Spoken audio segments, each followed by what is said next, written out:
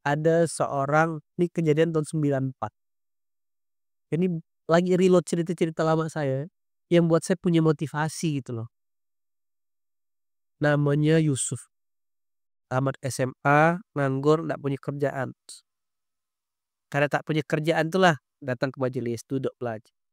Lalu ustadznya bilang, kejar pertolongan Allah di jalan yang tidak ramai. Datang ke Allah di saat Allah bagikan rezeki yang premium. Kalau hanya ibadah wajib, itu ramai. Itu rezeki rata-rata. Kalau kita yang sedang susah ini, maka jauh lebih membutuhkan rezeki di atas rata-rata. Apa itu? Yaitu di 2/3 malamnya. Hope-nya Yusuf ini tidak muluk-muluk. Yang penting dia bisa dapat pekerjaan. Itu ya hope-nya dia. Bahkan dia berpikir, yang penting aku dapat kerja ya Allah. Ya kan? Mau urusan gaji apa itu belakangan. Yang penting aku nih ada manfaatnya gitu lah. Sampailah dicoba jalankan apa yang ustadznya sampaikan. Coba ya aja sholat malam. Tiap malam sholat tiap malam. Dan dari awal tuh dia sudah menanamkan di kepalanya bahwasanya benar. Nah, ini yang paling penting. Mengimani dulu. Wasoddaqo bil husna itu penting. Mengimani sedekat dibalas Allah. Mengimani biru waliden tuh dijaga Allah, dimuliakan Allah, dapat ridho Allah. Itu yang paling penting. Perasaan itu dulu harus ada.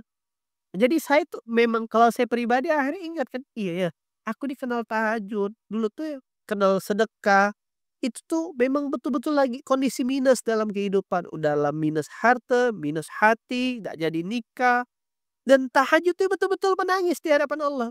Untunglah saat itu nggak ada sosial media, nggak ada kesempatan posting ke sana kemari, tidak sempat berkeluh kesah, tidak sempat bikin dosa keluh kesah. Kalau sekarang kan sikit-sikit orang kalau lagi masalah postingnya di mana? Sosmed, postingnya status, story. Wahai saudaraku, sosial media itu tidak akan menyelesaikan masalahmu. Akhirnya balik cerita Yusuf. Dia yakin benar bahwasanya tak ada pertolongan lain, tidak ada keajaiban lain selain datang dari Allah. Dan setiap tahajud dia minta sama Allah agar dapat pekerjaan. Jalan 30 hari, tak ada tanda-tanda perubahan. Akhirnya datang lagi, Ustadz, ya udah 30 hari Ustadz cobain tahajud, belum juga ada perubahan, belum juga dapat pekerjaan. Lupa aneh Sub, ente udah kunci belum dengan lanjutannya? Apa tuh Ustadz? Ya pastilah. Aqomus sholahu atu zakat. Tegakkan sholat, pasti habis itu berbagi.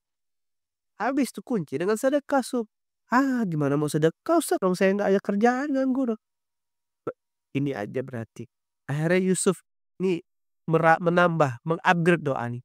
Ya Allah yang penting aku kerjalah. Kalau aku dapat kerja, kalau aku dapat gaji ya Allah, aku pokoknya gajiku langsung kusedekahkan. Nah, gitulah.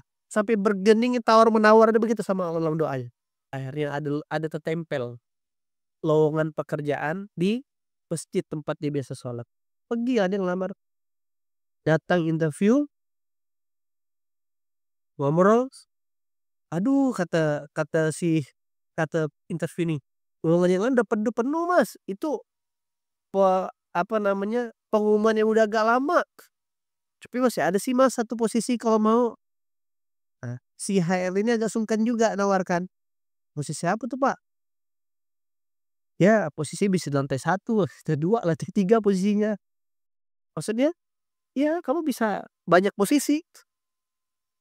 Cukup KTP doang, ya kan? Bagian apa ya Pak? Oh B. Kan bisa lantai 1, lantai 2, lantai 3. Oh nggak apa-apa lah Pak, yang penting saya bisa kerja. Kerjalah dia di bulan kedua. Jadi office boy. Ya dah. Sampai hari di mana yang ditunggu-tunggu masuk bulan ketiga dan dia tidak pernah ninggalin tahajudnya. Saat orang-orang lain gembira dapat gaji, dia nangis dapat gaji. Kenapa? Sudah terikat janji. Gajinya harus disedekahkan semua. Jadi baliklah dia ke rumah. Nggak besar gajinya. Tahun 94. Cuman 400.000.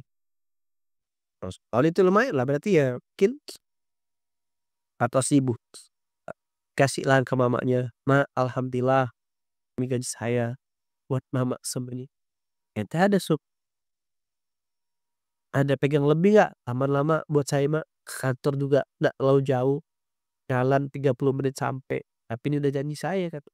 Nah, kan bulan pertama riyadhah, bulan kedua mulai kerja, pas masuk bulan ketiga gajian kan, tanggal 1 gajian tuh, oke, ternyata kontan Allah balas di hari kedua setelah dia gajian. Apa yang terjadi? Pas dia lagi dari bersihin toilet, tiba-tiba ada levelnya supervisor ngomong, "Sup, ente kan sering nongkrong di bawah." "Iya, itu ada motor ana. Tolong kalau ada orang yang lewat-lewat, tawarin, mana tahu cocok, saya mau jual, mau ganti motor." "Oh."